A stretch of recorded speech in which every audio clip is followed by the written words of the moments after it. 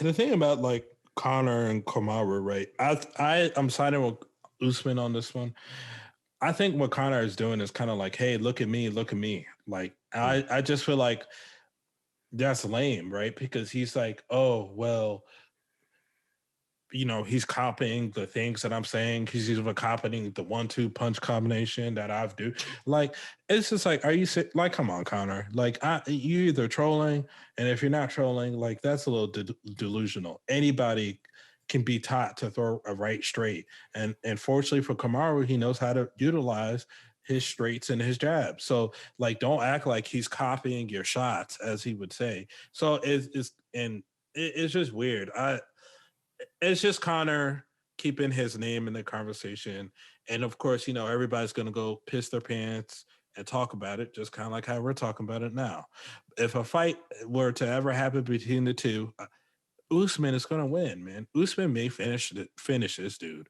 He probably could finish Conor in the first round.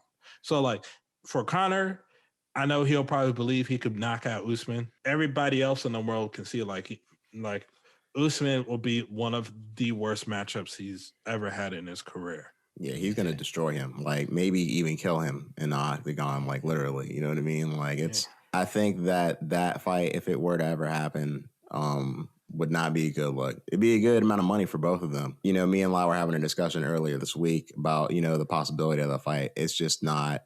If you thought him and Habib was bad, then this is going to be that times two, at least. If they fought each other, I think Kamaru will retire Conor.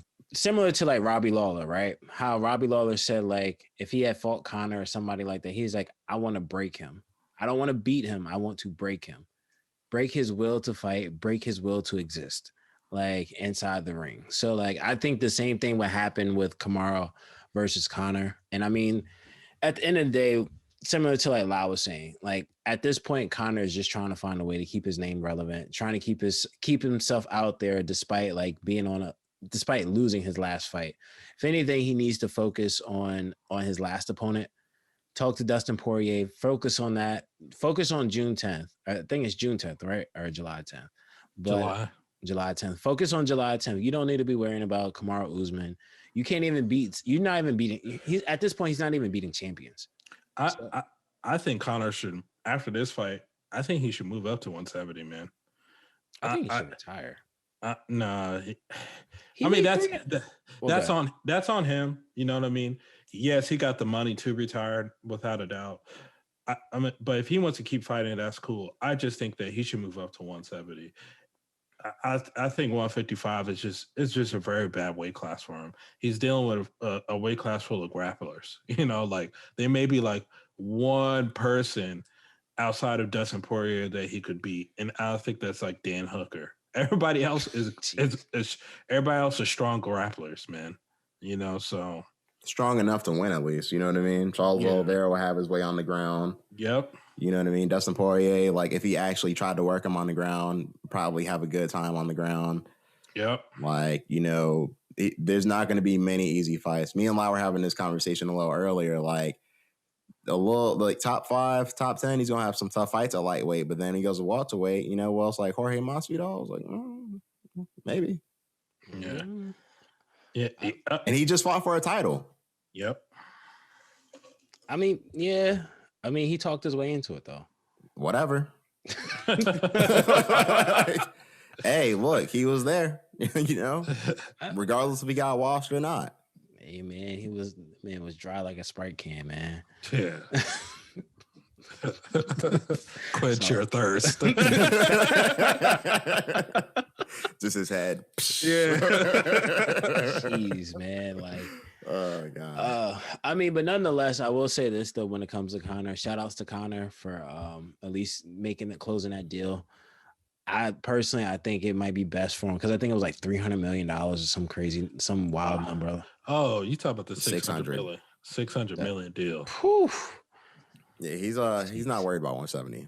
Yeah, I'm sure. Trust me. I'm talking about from like a competition standpoint. No, I know. Yeah. I know. Yeah, because like for the money, bro, he's. I'm telling you that the only person you could compare him to when it comes to combat sports is Floyd. He's the only. Yeah. That's it. Floyd and Conor are the two richest guys amongst all combat sports. The dude doesn't need to fight for money. He's obviously fighting because I feel like it's either that he wants to stay relevant, or two, it's a competition thing because he's done it all already. I think if he loses this fight in July, if he really wants to fight, he's gonna try and get like maybe one more fight in MMA for like the big money. If he loses, if he wins, I don't know. I think he'll stay in that round in MMA, but don't be surprised if we see like Conor Floyd too in the future. It's very possible. It's very possible. That would be horrible. Why does he really have to stick in the UFC? You know what I mean? Like it. Honestly, there's no reason for him to fight if he really wants the money. Is it competition or money? That's really going to show. People are going to watch him fight Floyd again. They are. That's just it. I think to some extent it always has, but it really will boil down to money. Because, I mean, granted, Conor he's made tons of money. He's made tons of money in the ring, outside the ring, with his liquor, without his liquor. But the thing is, every champion has always said this. Once you have the belt, when you have the belt, every door opens for you. There's no door that closes on the champion. And if he's competing, he's competing for either he's competing to get the money or he's competing to try to get the belt so he can get the bigger bag. His window that he had when he was like the number one guy was great, and he made a ton of money. At this point, to me, I just feel as though at this point he's just fishing. He's fishing, hoping he can catch a big fish because, I mean, like we said, 55, stiff competition. He can go up to 170. There may be better competition for him at 170. But at the same time... Think about it.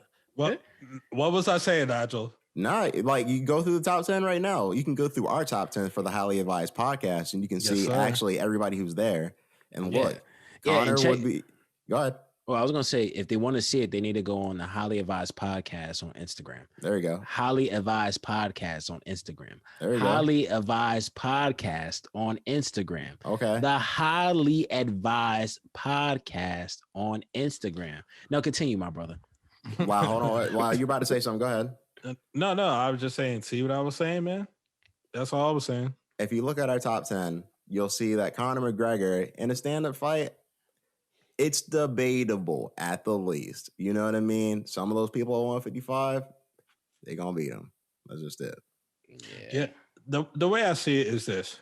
Even when Conor got knocked out by Poirier, Conor was the more accurate puncher.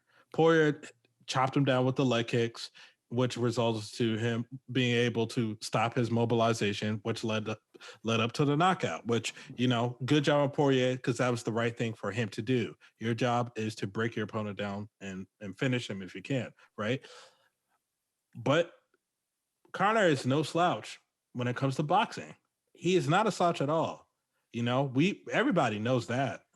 So him at 170, he would have a better chance when it comes to some of the opponents. He will never, no chance in hell he'll have a chance against Usman. He'll, as much as I don't like Colby Covington, Colby would beat him. Dog him. Beat him the fuck up too. Yes. But if we're talking about Conor versus Masvidal, Conor obviously Nate Diaz. Gilbert Burns? Conor versus Gilbert. Conor versus Leon. Now, like Nigel said, we could debate a little bit because these are going to be mainly stand-up fights. And Conor is one of the best strikers in MMA. You know what I mean? Even though the dude has lost recently, there's a reason why people train boxing when they're trying to fight him, because they don't want to look like Eddie Alvarez. Let's put it like that. Yeah, and shouts out to Eddie Alvarez too, man. But that's going to be an unpopular opinion. I'm curious to hear what people have to say about it. Shouts out to our MMA followership. They like us, and they leave comments and whatnot, like everybody should, on the bottom of the videos right now if you're watching it. Yeah, put a 1. Put a 1. If it, matter of fact, just put anything. Put anything. Tell me anything. Tell me how blue I look right now. Yeah, you could do that. What does Spence look like when you look at him? Yo, chill. These are good comments. Blue Man Group, you know, Blue proud face family. baby. Hey man, Yo, maybe we could get a sponsorship for Blue Chew, Spets. Hey, Willy Wonka. Speaking of ads, Yeah. Oh, wow. order your blue, get your Blue Chew right now. It'll have you looking like this. Yeah.